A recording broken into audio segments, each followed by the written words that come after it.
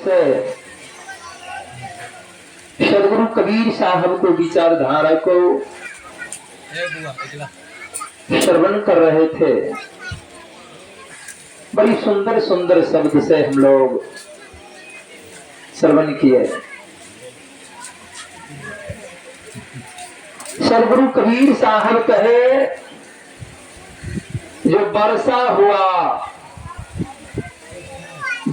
हुआ लेकिन पानी रुका कहाँ?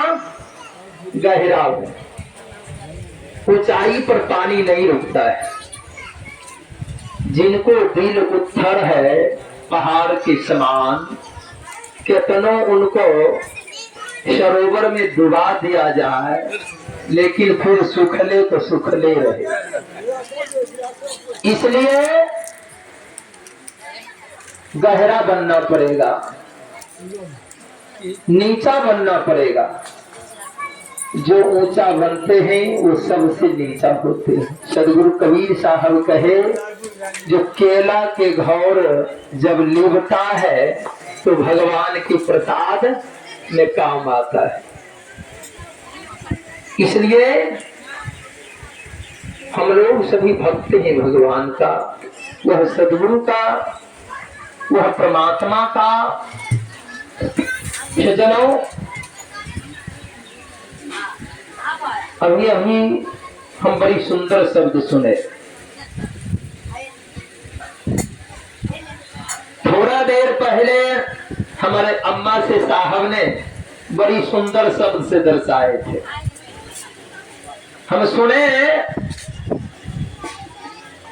जो कुछ पहचान होता है ना, मसमाती का पहचान और सुहागवती का पहचान सुन रहे थे कुछ देर पहले। सुहागवती को भी पहचान हमारे साहब ने बताए। तो सुहागवती का क्या चिन्ह है और मसमाती का क्या चिन्ह है? दोनों का वर्दी है ना। मसोमाती का भी वर्दी है, सिंदूर नहीं करेगा न, श्रृंगार खत्म कर दिया तो उसको मसोमात लोग कहेगा। और जो श्रृंगार को धारण कर लिए उनको सुहागवती कहेंगे। बड़ी सुंदर सबसे दर्शा है।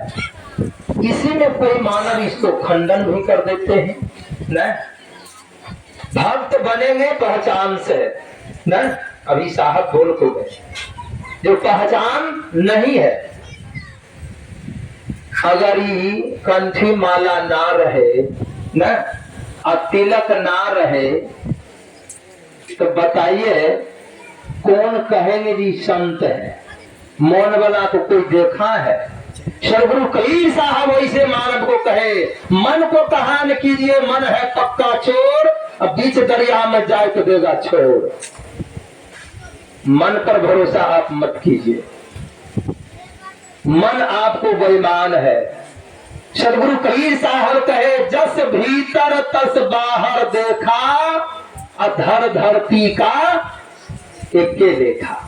आपको जब भीतर में, आपको अंदर में जब परमात्मा है, आप माला को धारण किए हैं तो आपको बाहर भी दिखाना पड़ेगा नहीं? जरूरी है। साहेब बंदगी कैसे होगा? अब मनकंठी है, समधिया गए, समधी जानबे नहीं करते हैं मनकंठी, क्या होगा? चिन्ह है ना। संत को अगले से, अलग से संत को पहचान होता है, ये संत है, इनको व्यवस्था अलग होना चाहिए, नहीं तो जनदने में व्यवस्था हो जाएगा। बाद में आप कहिएगा नहीं, वह छोलनी से लायर करके वह छोलनी से तोरो साग लायर देते। कोई पहचान तो छे नहीं है न। बाद में पता चले जो मनकंठी रही तो बेचारा भव सागर पार हो गए। प्रेम से गुरुदेव स्वामी की। सज्जनों, सदगुरु कबीर साहब का एक साखी है, दाढ़ी दया निधान के, कंठी करे कल्याण, चंदन मन को शांति करे, कहे कबीर प्रमाण। ये सदगुरु कबीर साहब का साखी है। अभी डॉक्टर साहब भी एक साथी कहे, ये कबीरे साहब का साथी है, कंठी पहरे काट के। किसको कहे, किनको कहे? ये संत को नहीं कहे। कहे किनको? जो माला पहन कर, भेष बनाकर, बहुत देखते होंगे, भेष बनाकर, रुद्राक्ष पहन कर। रुद्राक्ष को क्या समझे? मानव को विचार करना चाहिए, रुद्राक्ष क्या है? माला तो एक विरेक है, जो माला पहन कर लोग गलत भोजन सेवन नहीं कर सकता, लेकिन रुद्राक्ष क्या है? वो खाने पीने का वर्दी है नहीं। माला का पावर है, लेकिन ये मानव जो है माला को पावर रहने के लिए उनको नहीं दिया। भगवान शिव सदा संत शाकाहारी, उनको गहना पहनकर बताइए। इसलिए सज्जनों, ये धर्म जो है ये जड़ है। तुलसी की माला और चंदन ये हमारा वर्दी है। सदगुरु कबीर साहब गोरख संवाद में बताइए, जब इसमें कोई पावर नहीं था तो नंगा होकर बचाने का क्या जरूरी था उनको? नहीं, कोई भी पंथ का लोग हो, नहीं, दुइये वो मतलब चलता है रामानंदी कबीर पंथी में, दुइये भी चंदन माला चल, नहीं तो सब फिर ये है, कोई मोने से कोई फूले से। लेकिन ये जड़ है रामानंदी पंथ और कबीर साहब का पंथ, ये दो जड़ है।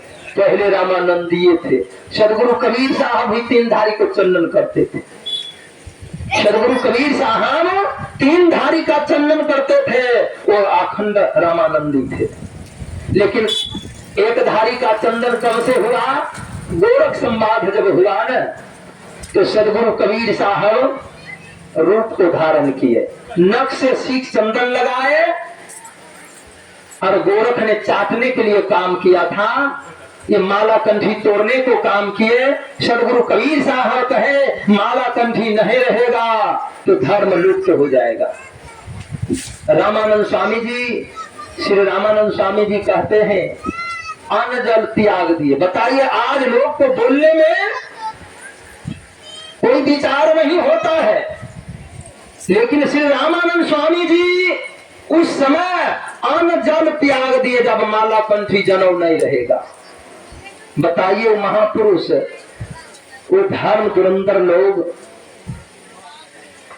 त्याग दिए। जब माले कंठी नहीं रहेगा तो हम अन्न जल कैसे ग्रहण करेंगे? अभी लोग उसी को विरोध कर रहा है। चलेगा?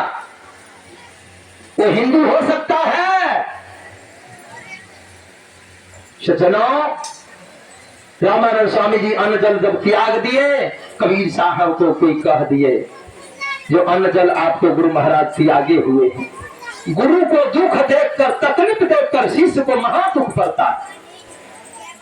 शिष्य ने दौड़कर सदगुरु कबीर साहब गए, कहे गुरुदेव क्या कमी है जो आप अन्न जल ग्रहण नहीं कर रहे हैं, क्या दिक्कत है? वो कहते हैं कबीर साहब, एक गोरख है, हत्यारा है, मंतरिया है, दो विचार है, वो माला कंठी को दुष्ट ने तोड़ रहा है, जनों को तोड़ देगा, चंदन चाट जाएगा, जी से चाटेगा, जो जुट्ठा हो जाएगा तो फिर डबल से बबाजी नहीं करेगा। वही चिंता में हम रो रहे हैं, जो ये धर्म हमारा चला जाएगा तो भोजन किस लिए? जब हमारा धर्म नहीं रहेगा तो शरीर रह को क्या करेगा? इसलिए रो रहे हैं। अभी सब 80-84 चेला को हम पूछे, राय विचार लिए, तो सब कहा जो लाठी भाला से फरिया देंगे। बताइए, लाठी भाला से फरियाने वाला है? ये तो शब्द की लड़ाई शब्द से है। ये शब्द को कोई बातें नहीं बताया जो हम जीतेंगे, इसी हमको चिंता है। सदगुरु कबीर साहब कहे जो गुरुदेव आपकी चरण की कृपा होगा तो हम मठ में प्रवेश होने के लिए नहीं देंगे, उसको गोरख को मठ में आने के लिए हम नहीं देंगे। श्री रामानंद स्वामी जी को विश्वास हो गया, जो लगता है अब हमारा धर्म बचेगा। चौरास्ता पर बैठ गए सदगुरु कबीर साहब। बैठे, उधर से गोरख आया, कहा कबीर के घर किधर है मठ। अब देखिए सदगुरु कबीर साहब कितना उसको जड़ से तोड़ते हैं।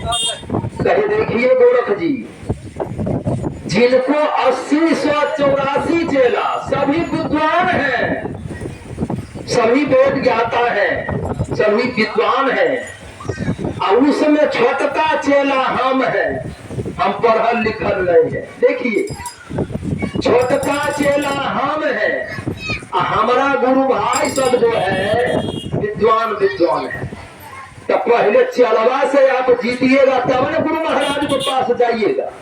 पहले हम सबसे छोट हैं, जो सवाल है हमको कहिए, हम हार जाएंगे तो फिर दूसरा के पास, गुरु भाई के पास भेज देंगे। अब जो है ये क्या किए, सवाल किए, सवाल को जवाब दे दिया। कहे सवाल क्या है, कहे अंडान मंडान चार खुली दुकान। कहे इसका जवाब ला, अन्यथा माला कंठी छीना। ये जवाब दे दिए। गोरख जीती था, कहा ऐसे हम नहीं मानेंगे साहेब, ऐसे नहीं मानेंगे। त्रिशूल गाड़ कर, वो तो मंतरिया था जादूगीर, त्रिशूल गाड़ का उस पर बैठकर सवाल जवाब किया। आप चित्र में देखे होंगे, हमको कबीर साहब का लीला का एक ग्रंथ है, उसमें आप पढ़ सकते हैं। सज्जनों, सदगुरु कबीर साहब को गोरख ने कहा, ये कबीर साहब आप तो धरती को सहारे हैं, हम तो त्रिशूल पर बैठे। सदगुरु कबीर साहब पोला लेकर आकाश में भीग दिए, आकाश में जाकर आसन मार कर बैठ गए। वहां से सवाल जवाब किए। कहे आप गोरख यहाँ आओ। गोरख को वहां जाने को कहाँ पावर है, वो तो धरती के सहारा है। साहेब सज्जनों, साहेब वहां से फिर जल में, कहे गोरख जो जल में भागेगा उसको, जो हार जाएगा, जो जीत जाएगा उसको हारेगा, वो जीतने वाले को शिष्य बनेगा। पहले गोरख ने रूप धारण किया, मछली बन गया। सदगुरु कबीर साहब में हाथ दे दिए, कहे गोरख यही रूप धारण करने के लिए